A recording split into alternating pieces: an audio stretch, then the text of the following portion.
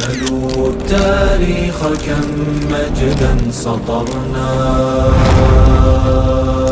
على صفحاته وبه تغنى. الحمد لله په داسې یو سیمینار کې و در اوایل جا دارد که از نهاد کلمات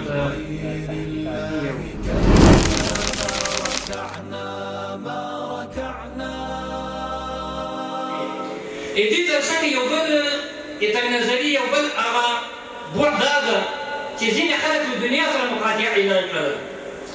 د دنیا سره مقاطعه اعلانول او دا فکر کول چې زه یوازې د الله سره تعلق ساتم، دنیا باندې کار نه لرم، دا زموږ د مقدس دین او شریعت خلاف یو عمل ده.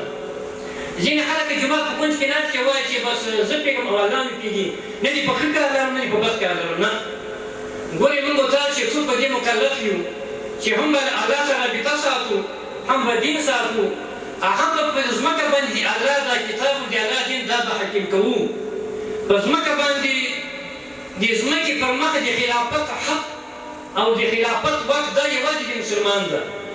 الله تعالی چې په قرآن مشان کې فرمایي اني جاعل فی الارض خلیفه، زه په ځمکه کې ځان لپاره یو جانشین پیدا کوم، هغه جانشین هغه په ځمکه باندې مسلمان ده، هغه زم او هغه ته هغه په ځمکه باندې د مسلمان امت ده، هغه نه اوباما ده، نه ټرمپ ده، نه بوش ده، نه بل غربي یا کافر ده.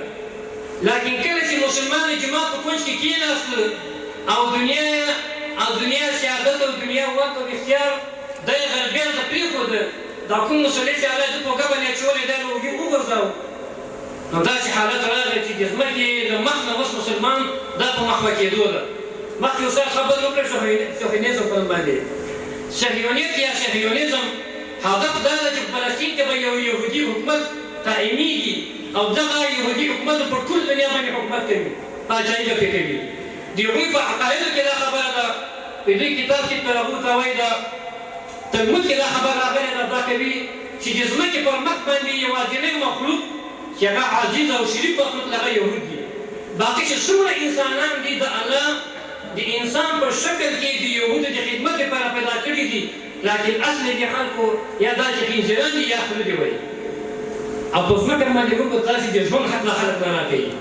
که موږ په همدې باندې مخې ته ولاړ شو او دنیا سره مقاطعه اعلان کړو او جوماتو کې خانقاه په کونج کې کښېنو او دا میدان یهودو ته پرېږدو، داسې وخت به راځي چې د ځمکې پر مخ بلکل مسلمان څوک پرېنږدي، دا حالت به را روان وي. نو ځکه دا خبره کوو چې د امت د زوال لاملونو څخه یو لامل دا ده چې کله موږ د دنیا څخه پرېکون اعلان کړو.